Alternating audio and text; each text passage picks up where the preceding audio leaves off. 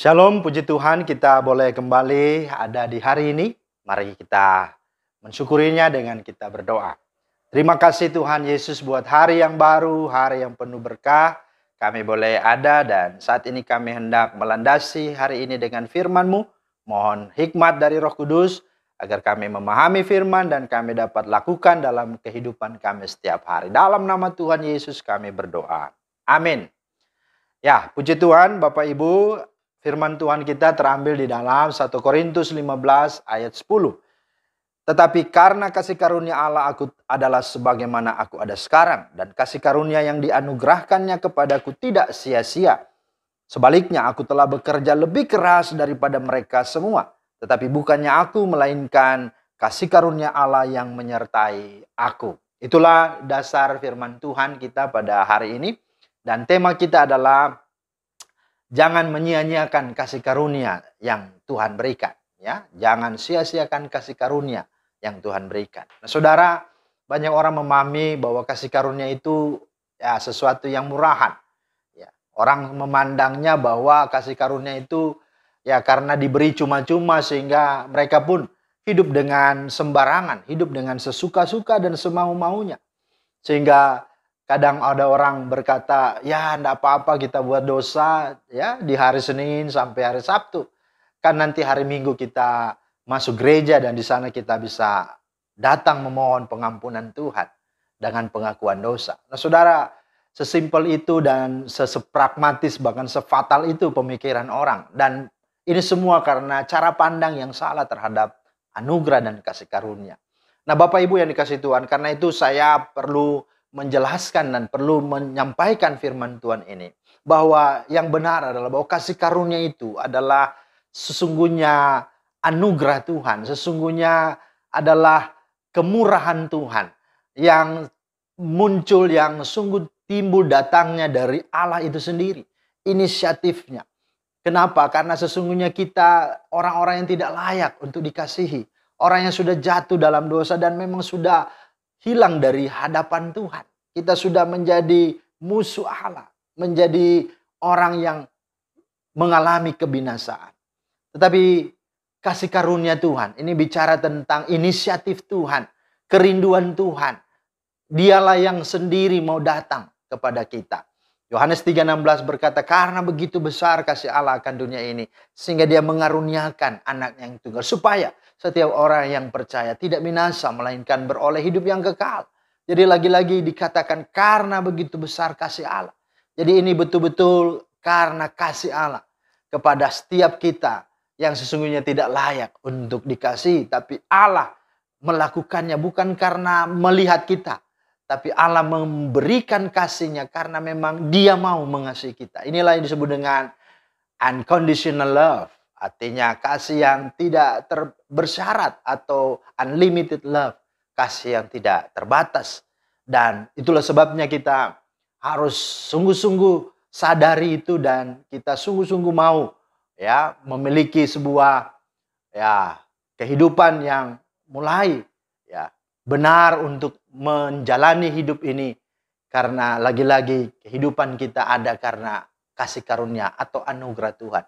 Maka seluruh hidup kita ketika kita menyadari itu, ketika kita hidup di dalamnya, maka sebuah perubahan-perubahan yang terjadi dalam hidup kita itu akan sungguh nyata dan bahkan lewat hidup kita ada karya-karya yang luar biasa yang akan kita hasilkan dan bahkan orang lain akan sungguh diberkati dengan hidup dan karya kita.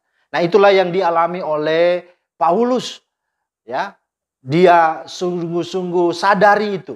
Dan itulah yang sungguh membuat dia bisa menjadi pribadi yang nyaris sempurna begitu ya.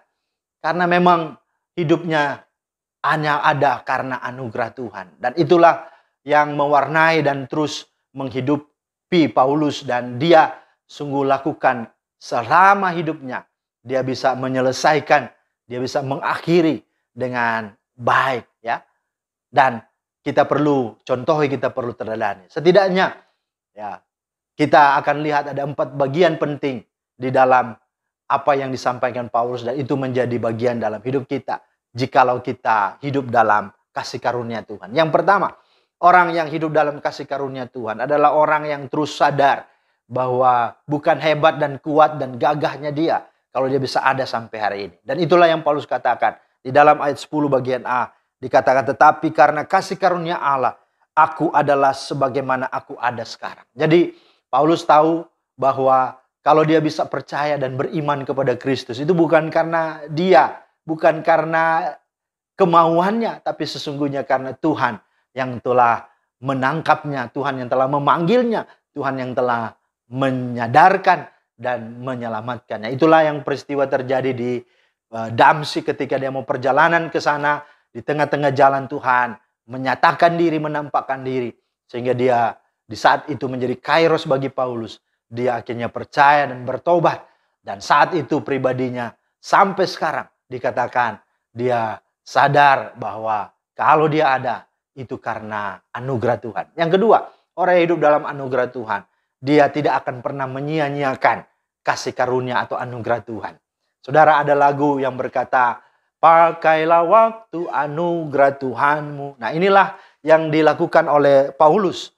Dia tidak sia-siakan anugerah Tuhan. Sehingga seluruh hidupnya, baik dalam waktu dia melayani, baik waktu dalam penjara, baik di dalam pengadilan, dimanapun, dia tidak pernah sia-siakan untuk memberitakan Injil. Dia tidak pernah sia-siakan untuk menulis surat-surat kepada jemaat. Dia tidak pernah sia-siakan untuk menghibur dan menguatkan jemaat. Nah, saudara, itulah hidup dalam anugerah kasih karunia. Dia tidak sia-siakan.